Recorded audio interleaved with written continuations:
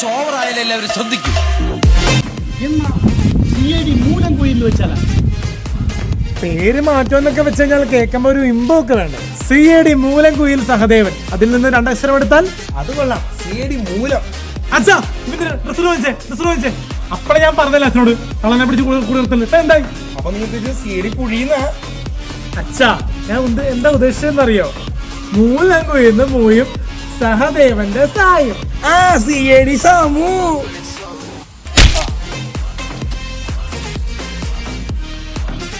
എന്റെ വിക്രമേട്ടാ, എന്റെ വർക്കിയേട്ടാ, ഞാൻ എന്താ ഉദ്ദേശിച്ചെന്നറിയോ? എന്താടാ? മൂലംകുയിന്ന് മൂയും സഹദേവന്റെ സായും. മൂസ CID മൂസ. അത് കൊള്ളാം. CID മൂസ.